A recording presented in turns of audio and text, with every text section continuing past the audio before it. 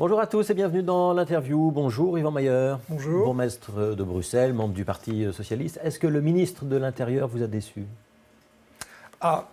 Terriblement. Donc nous avons eu effectivement une polémique en fin d'année. Et puis on a décidé de travailler sérieusement ensemble parce que voilà, nos fonctions quand même nous obligent à avoir un certain nombre de responsabilités.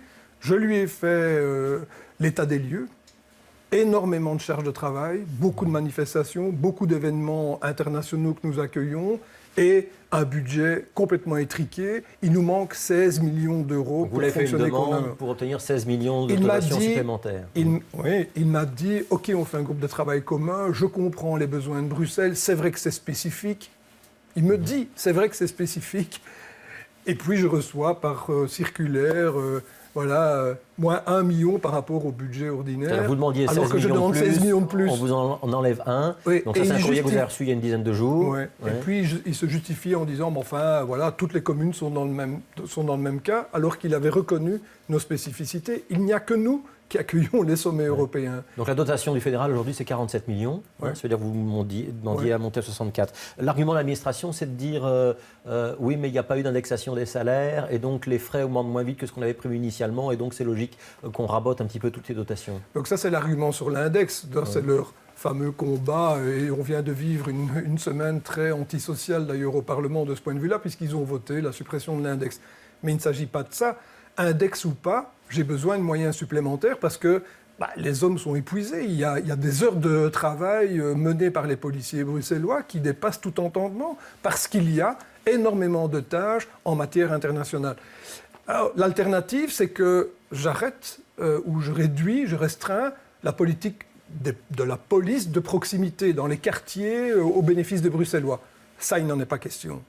Et donc ça veut dire quoi? C'est-à-dire que vous n'allez pas mener les tâches internationales, l'encadrement des sommets, l'encadrement des manifestations, les escortes? Je pense qu'à un moment donné, il y a des gens qui on va devoir dire non, désolé, on ne pourra pas vous accompagner au bon endroit. Je pense qu'effectivement, la priorité pour moi, c'est la police de proximité. Je veux d'abord servir les Bruxellois. Nous avons un rôle de capitale nationale et internationale. C'est au fédéral aussi à le soutenir. Ça veut dire que vous êtes un petit peu menaçant? Je ne suis pas menaçant. Je dis simplement que nous n'avons plus les moyens. C'est tout. Ouais. Concrètement, donc là, on va avoir des sommets européens bientôt. Vous allez activer... Mais je pense que c'est ceux de la fin de l'année qui vont être difficiles à mener. Il y a toujours des sommets aussi jusqu'à la fin de l'année. Et puis il y a des sommets surprises. On vient d'avoir le sommet sur la Méditerranée avec les victimes des naufrages, des donc à ce moment-là, vous pourriez remettre en cause certaines escortes? Mais je pense qu'il y a des choses qui ne pourront pas se faire. Vos relations avec Yann Llambon, elles étaient très tendues l'an dernier, on s'en souvient. C'était la suite de la manifestation nationale. On avait le sentiment que ça s'était apaisé, vous étiez vus. C'est quoi? Finalement, c'est une question de personne ou c'est une question politique?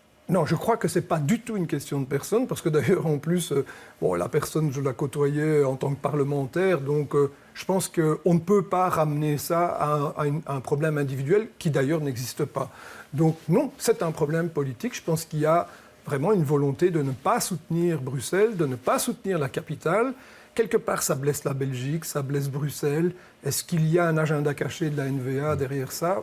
Il faut se poser la question, en tout cas. Et vu de la NVA, on vous renvoie la balle en disant qu'Yvan Mayer, il est socialiste et qu'il utilise son mandat de bourgmestre pour attaquer un ministre NVA et faire un petit peu de bruit pour embêter le fédéral. Non, parce que j'ai dit exactement la même chose au ministre de l'Intérieur précédent. J'avais déjà alerté sur les besoins et donc pour moi, il ne s'agit pas de faire de la politique politicienne à travers ça. Il y a une réalité de terrain. Il y a une réalité budgétaire, il y a des besoins, il faut les rencontrer. Donc 16 millions, c'est quand même pas une petite somme. Mais on est passé de 4 sommets européens par an à 16 jours de sommets européens par an. Oui, mais c'était entre 2003 et 2014, c'est sur 10 ans. Mais le budget n'a pas augmenté. Le budget n'a pas augmenté. Et nous sommes passés de 15 États membres à 29 États membres. Donc il faut se rendre compte que la masse de travail a été multipliée par je ne sais combien. Donc c'est énorme la différence. Et le budget, lui, n'a pas évolué. Donc je pense qu'à un moment donné, je l'ai dit à la ministre de l'Intérieur précédente, je le dis à celui-ci, voilà, je continuerai à le dire, même si demain le ministre de l'Intérieur est un PS. Alors, piétonnier, lancement de cette grande zone piétonne au centre de Bruxelles, avancé au 29 juin. Est-ce que c'est vraiment une bonne idée de le faire à un moment où il y a encore beaucoup de monde qui travaille? Ça n'aurait pas été plus confortable de le faire, par exemple, après le 21 juillet, quand on sait que l'activité est moins importante? Vous ne prenez pas un petit risque en l'avançant? D'abord, je pense qu'avec le piétonnier, on prend tous les risques, quoi qu'il en soit. Parce que c'est évidemment autre chose qu'un plan. C'est une vraie réalisation. C'est concret. Effectivement, le 29 juin, c'est le shift de la STIP. Il y a les bus qui changent d'horaire à la STIP. Et donc, on a dû saisir cette occasion-là. Vous vous calez sur le changement d'horaire des bus. Ouais. Oui, donc on a travaillé avec la STIP et avec la région. Je pense d'ailleurs que c'est la première fois qu'on arrive à une telle entente. Et il faut se respecter mutuellement. La STIP change ses horaires de bus le 29. Il faut que nous nous calions là-dessus. Ouais. Et puis les travaux commencent. Hein. Ouais. Est-ce que c'est pas un petit peu bizarre de commencer à l'horaire d'été? On sait qu'il va y avoir moins de bus, alors qu'on justement va avoir peut-être besoin de plus de bus. Il y a beaucoup de polémiques aussi sur la desserte du centre-ville, où votre opposition dit oui, il y aura moins de desserte qu'avant, ce sera plus compliqué d'aller dans le centre historique de Bruxelles. Non, ce n'est pas vrai. Donc, objectivement, ce n'est pas vrai, puisque les bus, il y a plus de dessertes, il y aura plus de bus vers les différents points du piétonnier. Effectivement, clairement, il n'y en aura plus à la Bourse, puisque la Bourse sera piétonne. Donc, si c'est ça le calcul, évidemment. Mais tout autour du piétonnier, il y aura plus de bus. Alors oui, effectivement, à un moment donné, il faut agir. Nous avons choisi cette date aussi parce que les travaux commencent et que de toute façon, on va devoir fermer des tronçons de boulevards ou de places.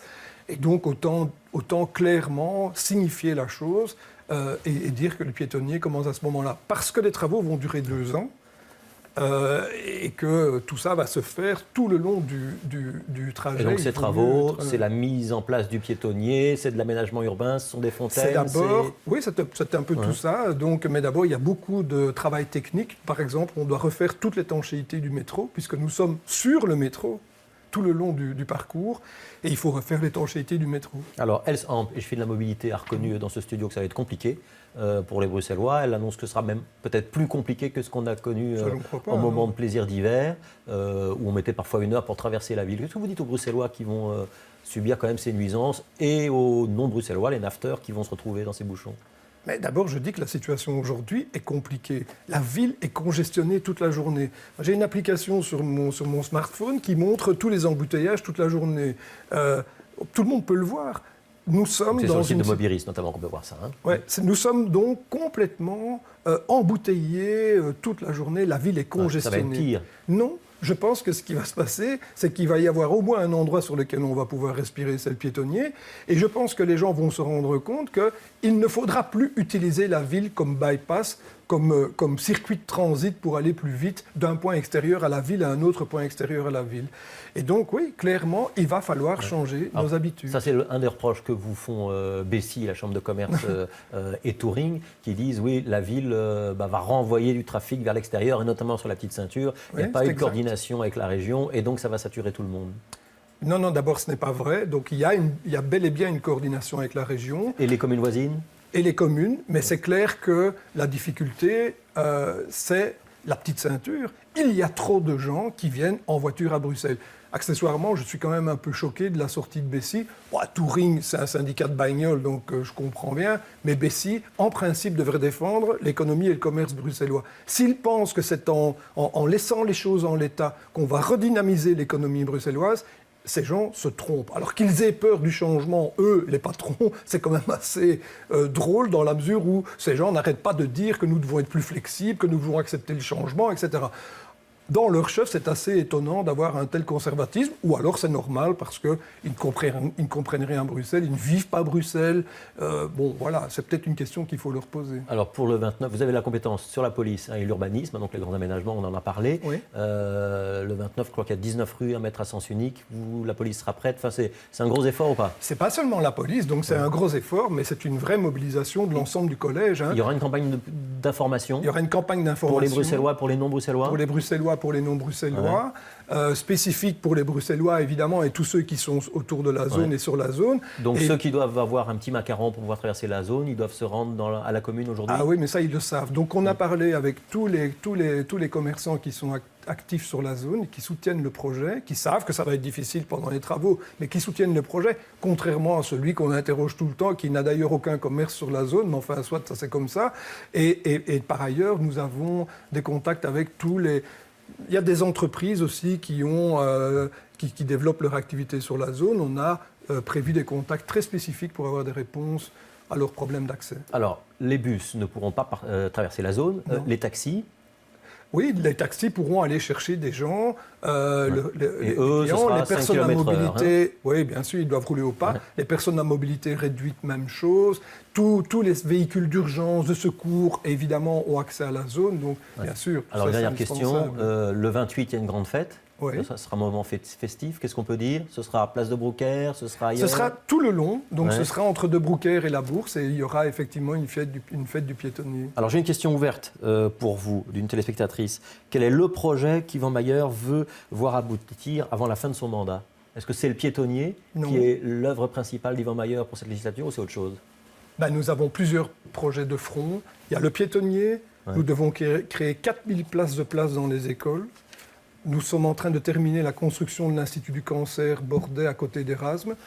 Nous terminons la construction d'une maison de repos spécialisée contre l'Alzheimer et les maladies mentales, les maladies séniles. La question de la téléspectatrice, c'est peut-être d'en choisir un. Non, je ne choisis pas un projet. Je mène tous ces projets-là de front parce qu'ils sont essentiels pour les Bruxellois. Alors, une question de politique. Vous avez été un petit peu critique avec le G9. Donc, le G9, c'est le groupe des 9, c'est un groupe interne au Parti socialiste qui prend les grandes décisions. Est-ce que vous êtes isolé ou est-ce que vous êtes soutenu quand vous critiquez de l'intérieur la manière dont le Parti socialiste fonctionne? Je pense que le Parti socialiste est un grand parti avec beaucoup de gens de qualité parmi les élus, parmi les militants. Et ce que je demande, c'est qu'on ouvre le parti, qu'on permette à tous ces militants et à ces mandataires, ces élus, d'agir et d'apporter leur contribution. C'est ce qu'Elio Di Rupo fait en lançant, et je trouve qu'il faut aller. Voilà, et je pense que c'est la bonne voie. Et il faut utiliser tous les talents du PS parce qu'on en a besoin aujourd'hui et que c'est la meilleure manière, je pense, pour moi, de répondre aux inquiétudes des gens. Nous sommes face à un gouvernement fédéral qui est difficile pour nous.